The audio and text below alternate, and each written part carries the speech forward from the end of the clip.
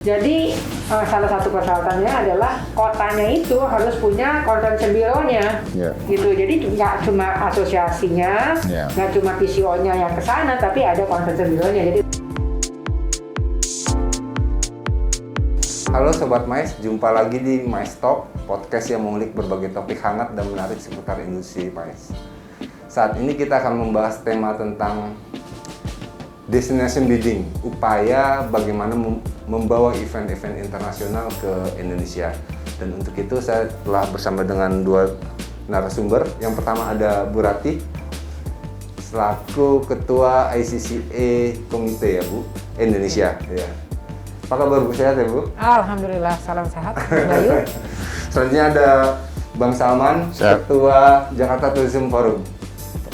Sehat ya Bang? Sehat, alhamdulillah. Aman. Semoga Aman kita semua ya. sehat semua dan terus pandemi COVID-nya melandai ya. Amin, supaya bisa amin, menghidupkan amin. kembali aktivitas kita semua.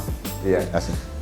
Baik Sobat Mais, seperti kita ketahui ketika pandemi, kegiatan event mais, terutama yang sifatnya internasional itu sempat mati suri bisa dibilang ya Bu, slowdown benar-benar nggak bisa gerak ya industri mais. Nah, kondisinya sekarang sudah mulai melandai, mudah-mudahan kedepannya juga akan terus bisa membaik, dan kebetulan tahun depan itu di 2022 maksud saya akan ada event besar ya Bu, G20 ya. G20. Dan itu bisa dibilang bisa momentum ya untuk kebangkitan mais Indonesia. Nah, sebelum masuk ke Bang Salma, saya ingin ke Bu Ratih dulu nih terkait dengan sebenarnya Indonesia di peta bisnis dunia mais ya Bu. Positioningnya seperti apa sih Bu? Seberapa menarik Indonesia sebagai mais destination Bu? Oke, jadi kalau kita lihat posisi Indonesia ya, sebetulnya secara G2G, Indonesia tuh sudah membuktikan kita punya banyak sekali event-event akbar. Yeah. Flashback mungkin 2007, ingat dong Mas Bayu, kita punya UNFCCC itu berapa puluh ribu. Yeah. Ya.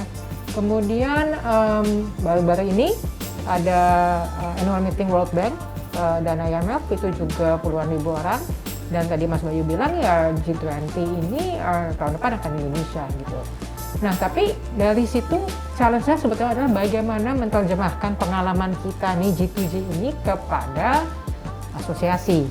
Okay. Ya kan, itu kan sesuatu yang beda ya. Yeah. Untuk mengconvince asosiasi internasional bahwa look, Indonesia nih sudah kompeten, kita hosting government event, nah kita sekarang harus terjemahin kepada meeting-meeting asosiasi. Nah, kalau kita lihat positioningnya berdasarkan peringkat dari ICA ya, secara global seingat saya Indonesia masih nomor 36. Lalu di Asia Pasifik kita masih nomor 11 Pak Salman.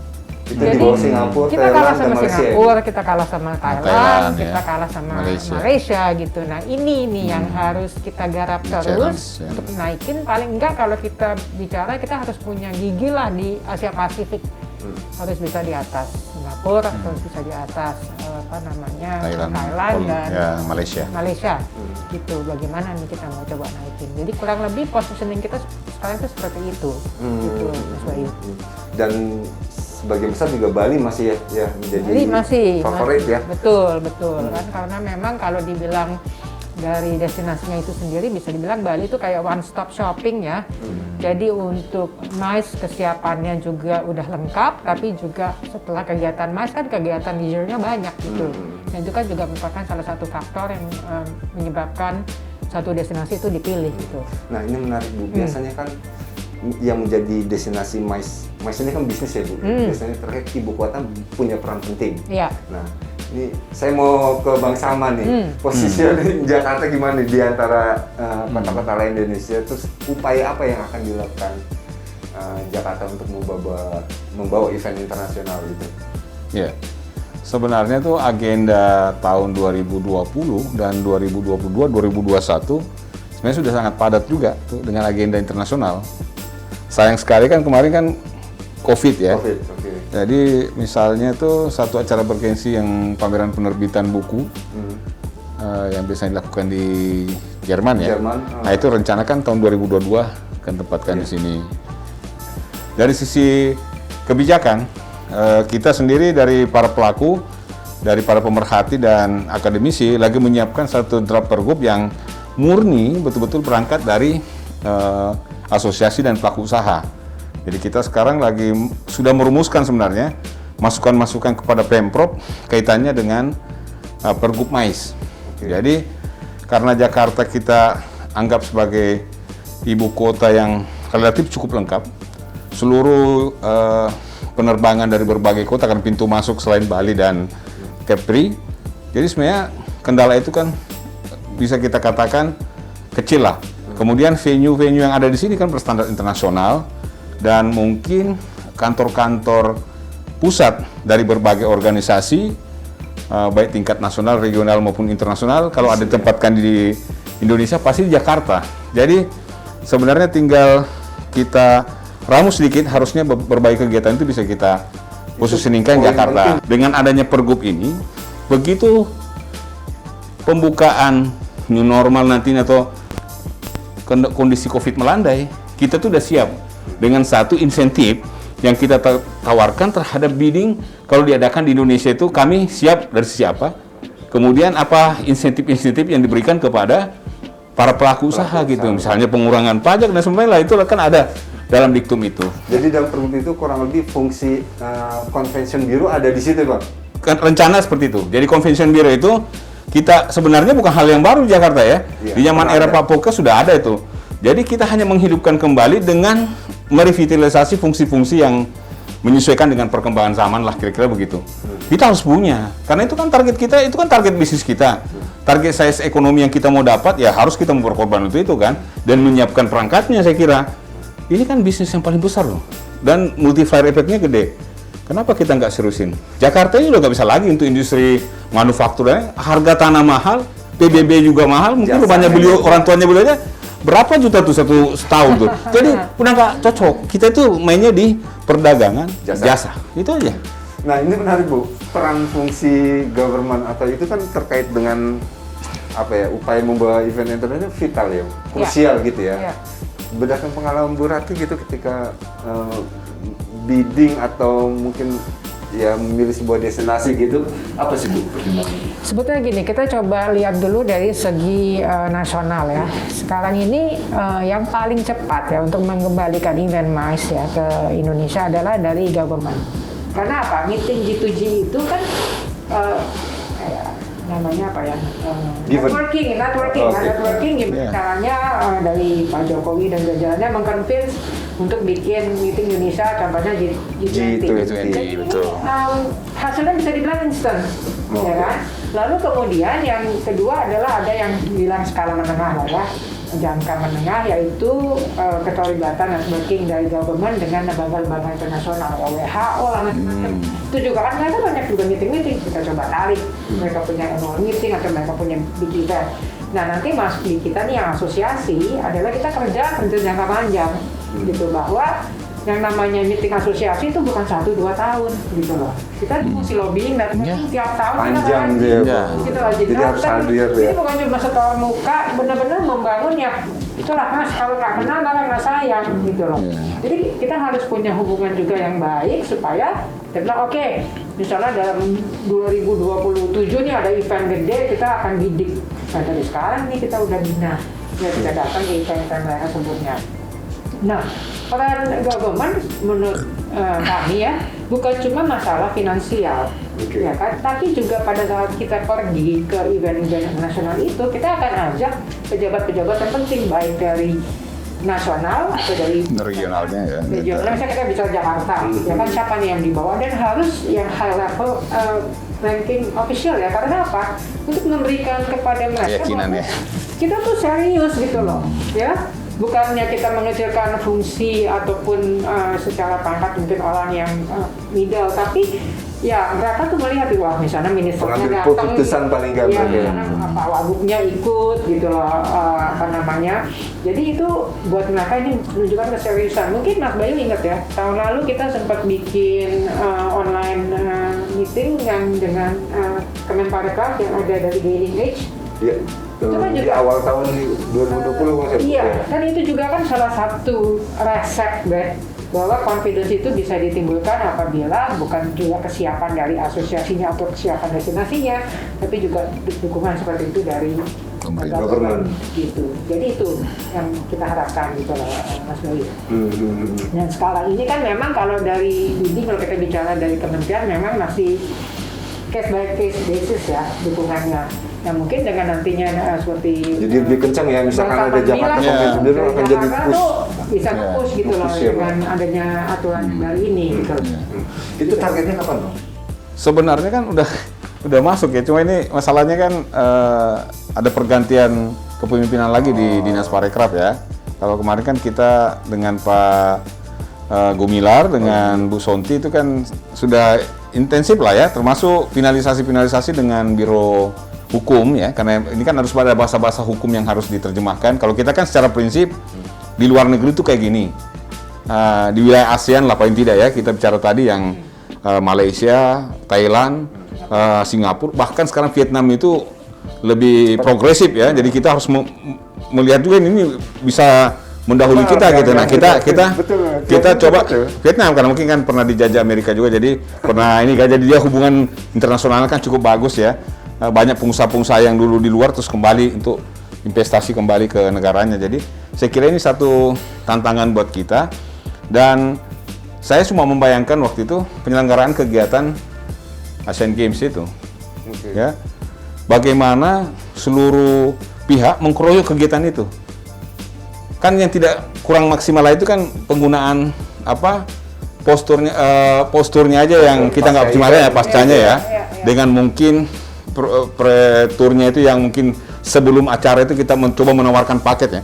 Kalau yang lainnya itu luar biasa, butuh 15 menit sampai ke titik kegiatan, semua tercapai kok.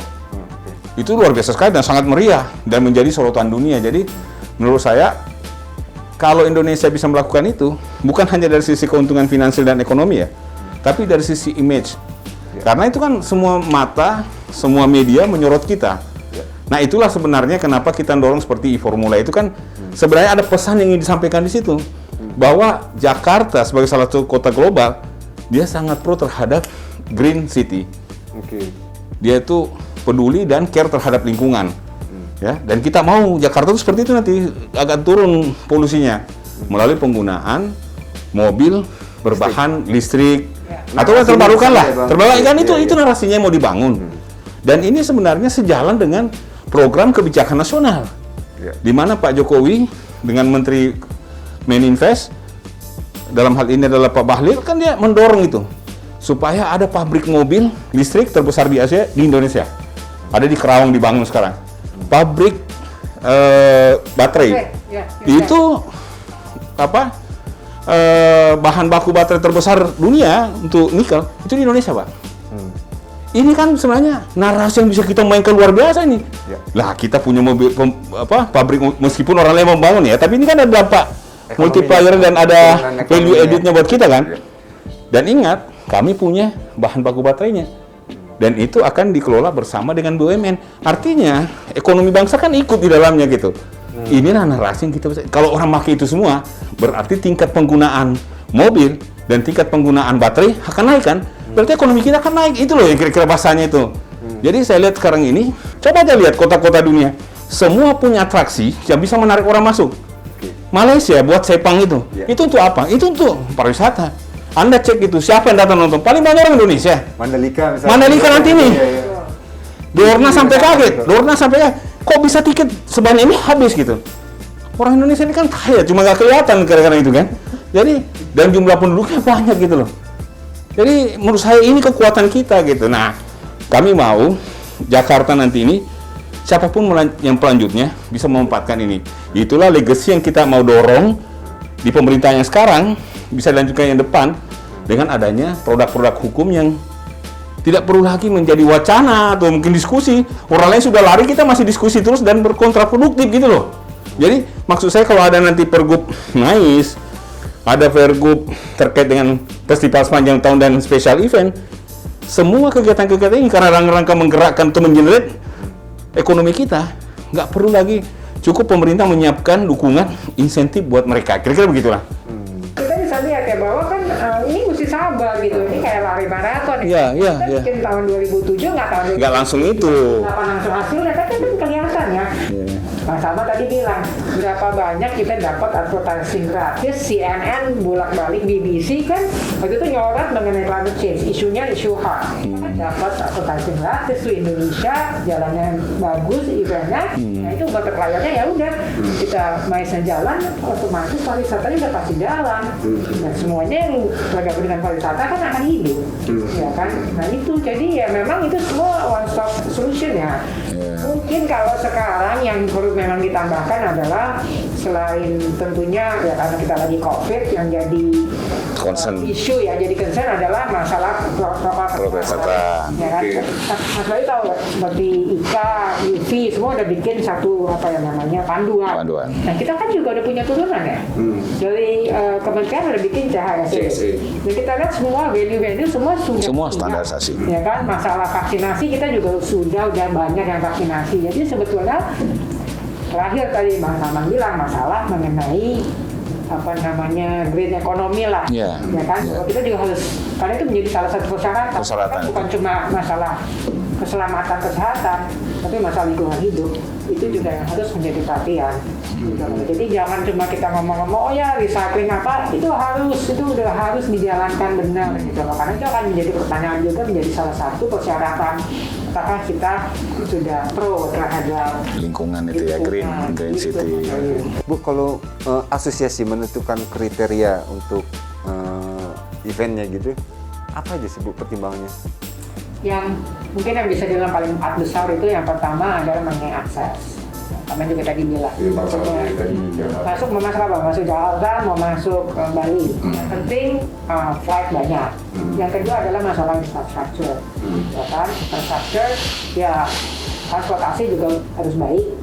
Kedekatan antara venue kepada hotel-hotel. Kemudian variasi dari hotel itu sendiri.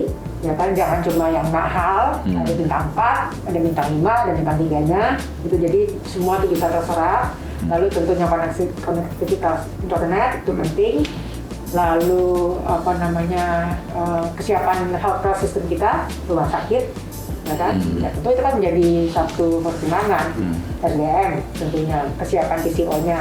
Ya kurang lebih itu persyaratan yang menurut saya sih ya kita tuh punya semua ya kan ya. Gitu. Cuma ya ini gimana nih caranya untuk menggaungkan Indonesia adalah MICE destination. Karena mungkin orang masih berpikir Indonesia adalah leisure destination. Ya. Ini kan sedang dibangun nih narasi ini, terus nih harus didorong. Nah itu networking penting. Hadir di event-event internasional penting. Government G2G narik terus.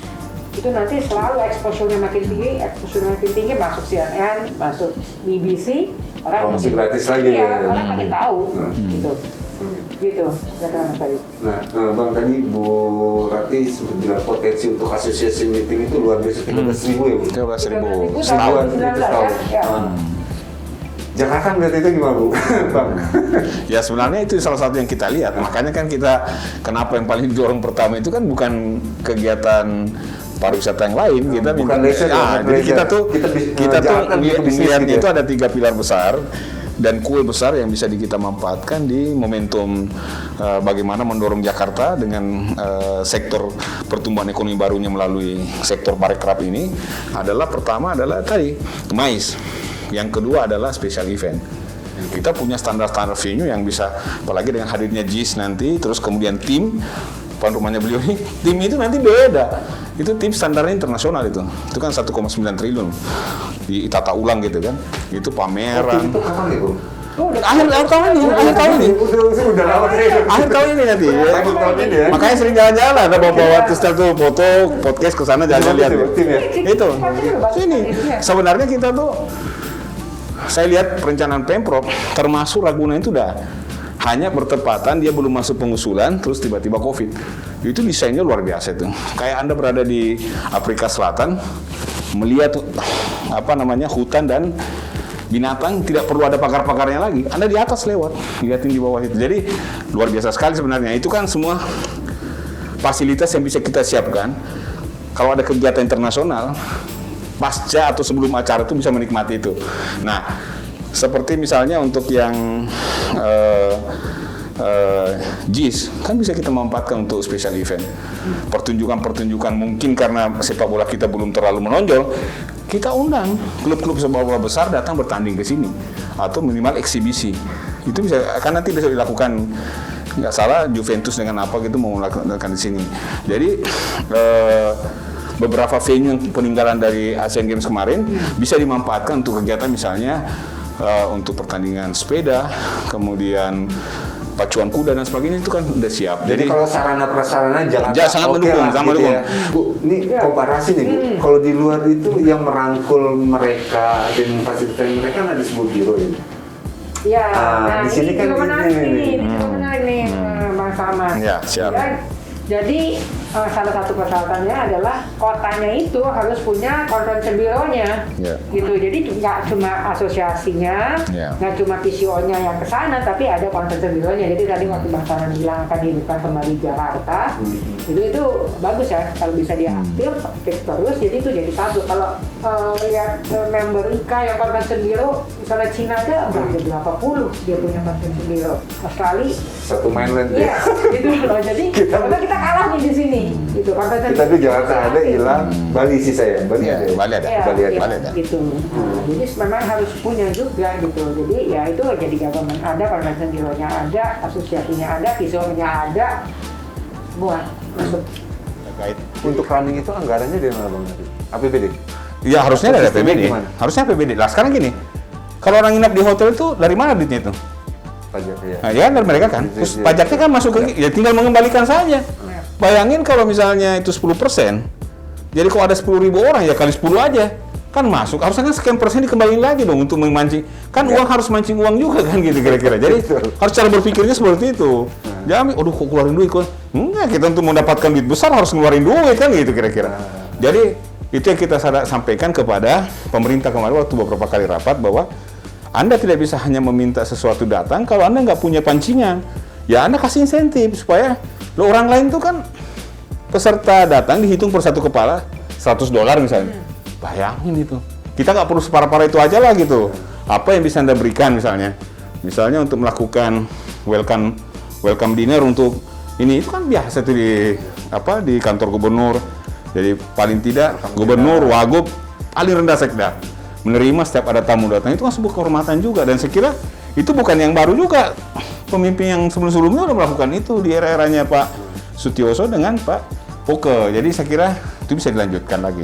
Dan secara nasional mungkin insentif pajak itu bagus buat semua rata kepada penyelenggara ataupun kepada quote-unquote suppliernya, mulai yang punya hotel, mulai yang punya venue. Ini seperti yang kita lihat di Thailand sudah jalan, kalau nggak salah di Chili seperti itu, di Australia juga seperti itu, ada insentif pajaknya. Jadi harga yang ditaruhkan menjadi lebih kompetitif ya Bu? Memang orang bilang MICE 3-5 kali harganya lebih tinggi dibandingin tourist leisure. Tapi kan tetap aja ada attractiveness of pricing itu gitu loh. Kalau kita bicara global ya kita orang dari Amerika ke Thailand, orang dari Amerika ke Indonesia kan itu ada tambahan dari travelnya itu pesawatnya ada tambahan berapa ratus dolar, ada insentifnya, harga kita jadi bisa didagang bisa lebih murah. Ya. Selisihnya jauh nggak sih Bu kalau untuk PAX gitu ya, harga kita di compare dengan Singapura, dengan Thailand, kita terbilang mahal Bu? Masih terbilang mahal. Kita bicara dari ini aja. PKR ya Bang ya situ ya, karena minim insentif ya, bisa dibilangnya. Naik pesawat dulu deh. Amerika ke Thailand, Amerika ke Singapura, Amerika ke Jakarta. Sudah pasti kita paling jauh. Kita paling mahal kan feelingnya Malaysia ada hitungannya. Dari situ aja dulu. Gitu loh. Jadi saya pernah juga ketemu dengan Garuda tuh. Harusnya Garuda mimpin nih. Sebab jangan dilihat tiket itu sebagai ini, itu tiket pintu masuk loh. Jadi kalau harganya bisa kompetitif, orang tuh mau, murah banget nih. Tapi kan nanti dapat duitnya bukan dari situ. Kita ambil di hotel, kita ambil di merchandise yang dibeli, terus nonton apa, makan apa. Kan ini ekonominya berputar. Nah, cuma kan kita berpikirnya kan sendiri-sendiri, itu masalahnya. Jadi belum berpikir sebagai ekonomi bangsa ya, Pak.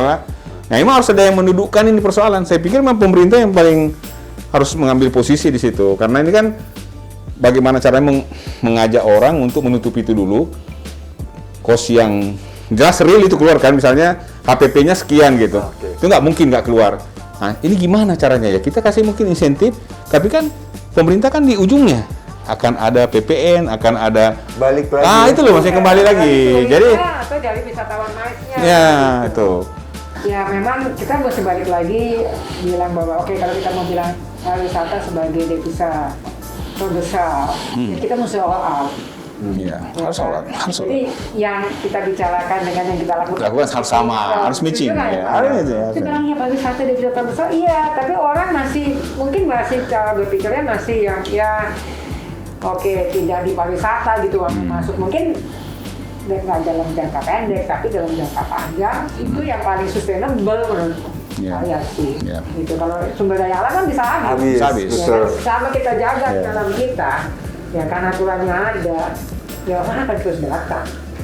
Sebenarnya topiknya menarik sih. Bisa panjang tapi bisa sampai sore betul. Tapi waktunya agak terbatas. Tapi sebelum ditutup mungkin ada closing statement dari Bu Rati dan Bang Salman terkait dengan tema. Dari Bu Rati lalu Bang Salman. Oke. Jadi kalau saya lihat ya, mungkin dalam 2 tahun ke depan ini memang kita event masih dalam bentuk hybrid ya. Tapi tetap saya sih yakin bahwa setelah 2 tahun ini akan kembali lebih ke arah offline ya. Di situ potensi kembali normal. Kembali normal. Jadi mungkin yang namanya hybrid itu lebih ke arah meeting-meeting kecil, tapi meeting-meeting besar itu yang sifatnya annual atau biannual itu bisa kita tarik ya ke Indonesia. Kemudian peserta dengan puluhan ribu peserta itu, jadi ya PR kita banyak. Tadi kita harapkan supaya sinerginya makin jelas, kemudian dorongan pemerintahnya juga konkret, ya dalam arti kata bukan case by case basis, jadi ada aturannya seperti mungkin DKI nanti udah menawarkan satu solusi gitu, ya kita minta nasional juga ada. Jadi yang paling cepat itu adalah kalau adanya insentif kepada industri. Itu yang bisa membantu kita.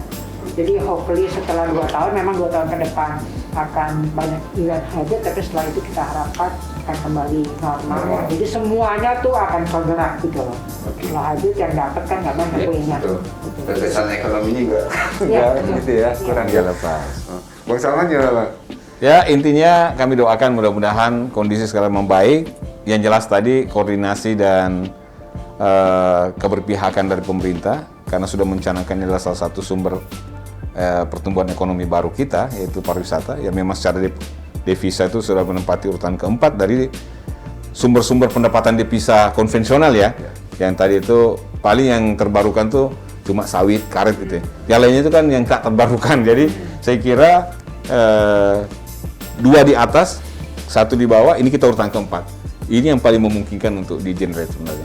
Jadi mudah-mudahan seperti permintaan Mbak Rita tadi, bagaimana pemerintah pusat, daerah, baik tingkat provinsi maupun kabupaten kota ini betul-betul mengamankan sistem ekonomi ini. Dan kementerian lainnya ya, jadi dikeroyok lah. Kalau di tingkatan lokal, Bali dan Banyuwangi kan seperti itu. Kira-kira ada dinas kesehatan, ada dinas pendidikan, tapi cabang pariwisata kayak gitu loh. Jadi bagaimana dinas itu semua seolah itu mendukung pariwisata lah kayak gitu. Nah saya kira itu penting karena ya ini salah satu sumber pendapatan yang bisa menggerakkan semua lapisan masyarakat. Kalau misalnya industri itu kan hanya pemilik modal dan orang yang masuk menjadi karyawan atau pekerja kan atau buruh kan. Kalau ini kan semua bergerak. Yang kecil, menengah, atas semua bergerak. Jadi saya kira rata. Jadi mudah-mudahan kita bisa lah menyambut era yang bagus ini. Kita kan setiap pandemi itu kan saya lihat mulai Black Death, kemudian Spanish Flu. Nah, itu selalu ada momentum-momentum yang dimanfaatkan dan hikmah besar dari balik itu. Mudah-mudahan momentum pandemi Covid ini kita bisa jadikan sebagai momentum untuk melejit lebih bagus lagi ya, bangkit lagi. Menemukan temuan-temuan inovasi baru termasuk di sektor parekraf ini saya kira. Baik, terima kasih sekali lagi Bu Rati dan Bang Salman atas waktunya telah menyempatkan hadir pada sore hari ini. Dan buat Sobat MES yang mempunyai saran atau kritik terkait dengan tema, silakan tulis komentarnya di kolom komentar di channel MES ID. Sampai jumpa pada episode berikutnya.